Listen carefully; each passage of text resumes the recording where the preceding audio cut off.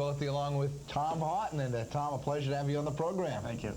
I know the weather has got to be hampering the training a little bit for you. It's driving us crazy. It's so hard to keep on a schedule, and you have to maybe take a shot with one or two, train them in the rain, but you really don't want to.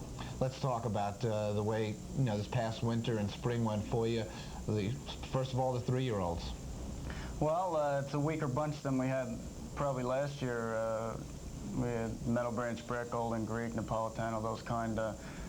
We've got a few that I really like, but not the strength, so we're going to have to rely on our 2-year-olds a little bit more, which I'm happy about because I like them a lot. Okay, let's talk about some of them 2-year-olds. Kind of an anxious moment now for the owners and for yourself because it'll be just around the corner when you really get to see what you have here. Yeah, maybe a little too anxious for everyone, and no one ever remembers that first baby race, who won that one, but they do remember the last race of the year, and that's what we're heading for. And my owners are pretty well relaxed right now, and I'm happy about that. They're giving us a shot at taking it easy.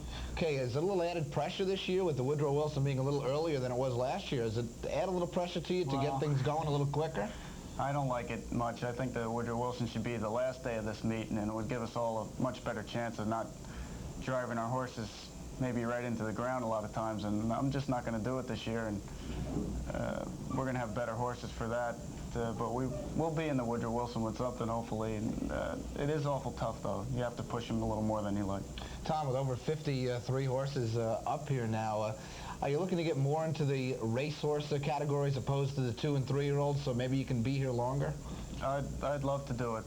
One problem, our owners mainly like to cash those type of horses in and go for the yearlings, but I sure would like to hang on to a few of them and have horses like Golden Greeks and Napolitanos around a few years, and they make a lot of good money and pay a lot of bills for people too. How do you change the course of a stable? You've had the stable for years and years and years that has really made a reputation on those 2- and 3-year-old trotters and pacers. How do you kind of change the theme around to more racehorse? Well, actually, it'd be more like changing back because my father and Peter, they used to have the strongest stable at the Meadowlands and Roosevelt.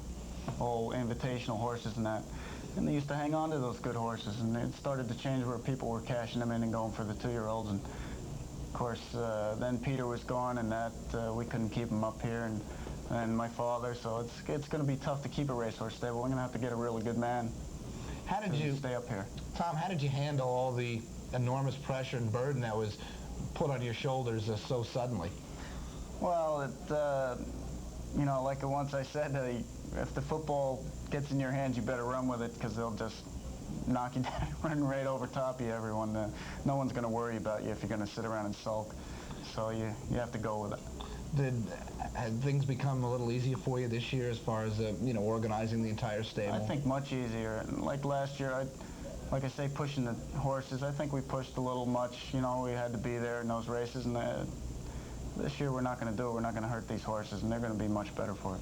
How do you decide on where to go with each horse? It's got to be an incredible... Well, they have a schedule, and you just have to decide in your mind whether they're ready to handle that schedule. But it's pretty well mapped out when it comes time to race. Okay, Tom Haughton, good luck to you. We appreciate very much you joining us. I know you like to get to the winner's circle as much as possible, and we hope to see you there over the next 3 months. Thank you. Okay, Tom Haughton, always a pleasure to have him join us. Now let's rejoin John and Brielle at the field for tonight's 5th.